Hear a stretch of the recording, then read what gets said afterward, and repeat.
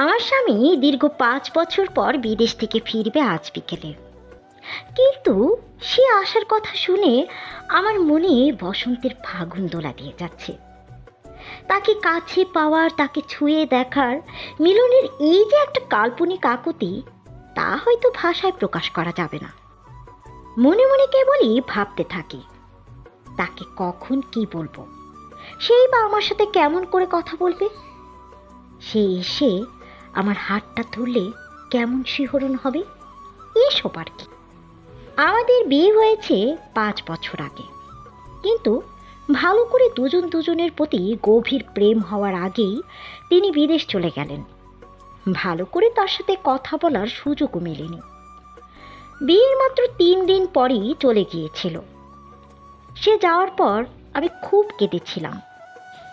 এই 5 বছর যেন আমার কাছে কয়েক যুগ মনে হয়েছে। রাত এলেই নিজেকে নিঃস্ব মনে হতো। তাকে কাছে না পাওয়ার ব্যাকুলতা যেন প্রতিনিয়ত কুরে কুরে খেয়েছে। যখনই কোনো নবদম্পতি দেখতাম, তাদের মধ্যকার মিল মহব্বত দেখতাম, তখন ভিতরটা যেন আগ্নেয়গিরির মতো জ্বলে উঠত। আজ বিকেল 5টার ফ্লাইটে আমার স্বামী অয়ন ঢাকা পৌঁছবে শুনে মনের মাঝে হাজার প্রশ্ন দোলা দিচ্ছে। বিকাল 5টা বেজে 6 মিনিট। বিমানবন্দরের লাউঞ্জ থেকে অয়ন যখন বেরিয়ে এলো, মনে হলো পৃথিবীর সময় থমকে গেছে। 5 বছর, কতগুলো ঋতু বদলেছে, কতগুলো চাঁদ পূর্ণতা পেয়েছে, আর আমাদের মাঝে রয়ে গেছে কেবল কিছু ভাঙা টেলিফোনের কল আর কিছু অসম্পূর্ণ মেসেজ। আমি দূর থেকে দেখছি তাকে। অয়ন এখন আগের চেয়ে অনেক বেশি পরিণত। তার চিবুকে হালকা দাড়ি, চোখের কোণে দীর্ঘদিনের ক্লান্তির রেখা। সে কি আমাকে চিনতে পারছে, নাকি ভিড়ের মাঝে সেও খুঁজছে সেই 23 বছরের সদ্য বিবাহিতা মেয়েটিকে, যে মেহেদির রং মোছার আগেই তাকে বিদায় জানিয়েছিল। সে যখন আমার সামনে এসে দাঁড়ালো, আমার বুকের ভেতরটা ধরাস ধরাস করতে লাগলো। হঠাৎ চোখে পড়তেই একটা দীর্ঘশ্বাস যেন দুজনের মাঝের বাতাসে মিলে মিশে এক হয়ে গেল। সাহস করে দুজন দুজনের দিকে তাকালাম। হঠাৎ কারো প্রেমে পড়লে যেমন অনুভূতি হয়, ঠিক তেমন মনে হচ্ছিল হাসনাহেনার ফুলের সুবাস বয়ে যাচ্ছে, পাশ থেকে কোনো রোমান্টিক সিনেমেটিক গান বাজছে। সে আমাকে দেখছে, আমি তাকে দেখছি, কিন্তু কি অদ্ভুত, আমাদের দুজনের মধ্যে কোনো কথা নেই, কোনো উচ্ছ্বসিত আলিঙ্গন নেই, যেন এক অদৃশ্য কাচের দেয়াল আমাদের ঘিরে রেখেছে। অয়ন আলতো করে আমার কাঁধে হাত রাখতে গিয়েও থমকে গেল। হয়তো সেও লজ্জা ও ভয় পাচ্ছে। 5 বছরের ব্যবধানে কি আমি বদলে গিয়েছি কিনা, তার স্পর্শে কি আগের সেই অধিকারটুকু এখনো অবশিষ্ট আছে কিনা। বাড়ি ফেরার পথে গাড়িতে আমরা পাশাপাশি বসে আছি। যখনই শরীর সাথে টাচ লাগছিল, তখনই যেন অন্যরকম ভালো লাগার শিহরণ বয়ে যাচ্ছিল। অয়ন জানালার বাইরে তাকিয়ে আছে, আর আমি আমার হাতের আঙ্গুলগুলো কামড়ে ধরেছি। আমার মনের ভেতর তখন ঝড় বইছে। কত কি বলার ছিল।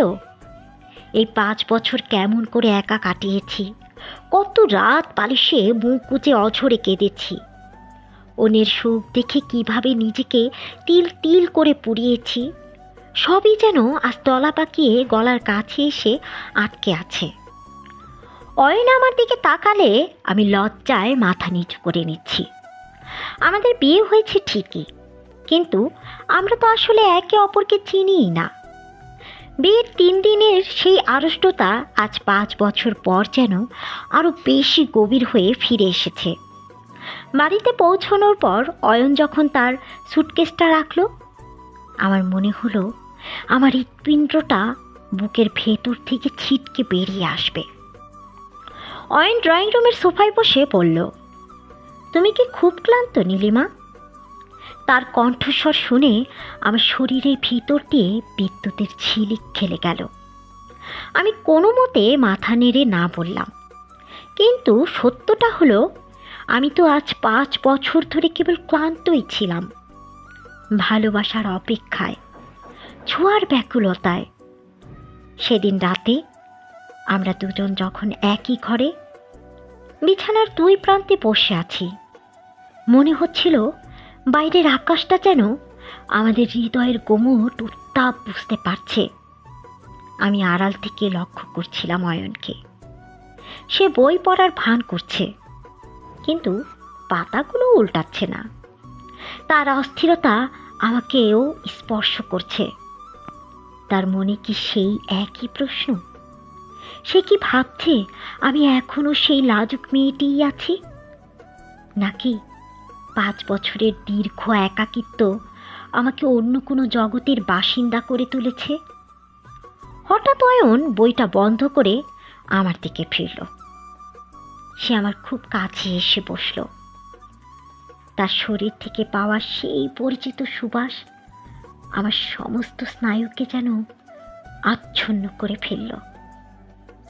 সে আমার হাতটা ধরতে গিয়ে আবার হাত সরিয়ে নিল।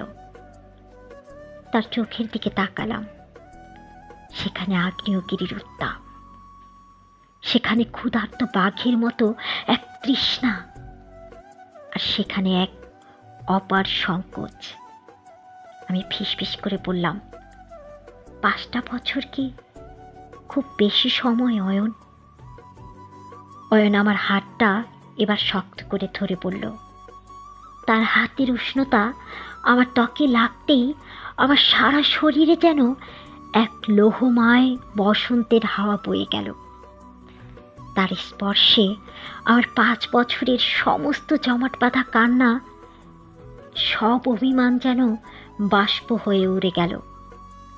সে আমার চোখের দিকে তাকিয়ে বলল, 5টা বছর নয় নীলিমা, এই 5টা বছর আমার কাছে 5টা শতাব্দীর মতো ছিল। আমি প্রতিটা মুহূর্তে তোমাকে চেয়েছি, অথচ তোমাকে পাওয়ার অধিকারটুকু আমার ছিল না। সে যখন তার অন্য হাত দিয়ে আমার মুখের চুলগুলো সরিয়ে দিল, আমি আর লজ্জা ধরে রাখতে পারলাম না। আমার চোখ বেয়ে জল গড়িয়ে পড়ল। এই কান্না কষ্টের নয়, এই কান্না সেই প্রতীক্ষিত মিলনের। সে আমার কপালে আলতো করে ছোট ছোঁয়ালো। মুহূর্তের জন্য মনে হলো সারা বিশ্বের সমস্ত শব্দ নিস্তব্ধ হয়ে গেছে। আমাদের হৃৎপিণ্ডের শব্দগুলো একে অপরের সঙ্গে মিলেমিশে একাকার হয়ে যাচ্ছে। অয়ন আমাকে নিজের বুকে টেনে নিল। তার বুকের ফরফরানি আমি অনুভব করতে পারছি। আমি বুঝতে পারলাম অয়নের মনে সেই সংকোচ, আমার মনে সেই আড়ষ্টতা, সব কিছুই এই একটা আলিঙ্গনে বিলীন হয়ে গেছে। আজ থেকে শুরু হলো আমাদের আসল জীবন। 5 বছরের সেই দীর্ঘ বিচ্ছেদ, সেই নিঃস্বতা, সেই প্রতি মুহূর্তের হাহাকার, সব কিছুই আজ পূর্ণতা পেল এক নিবিড় মিলনের মোহনায়।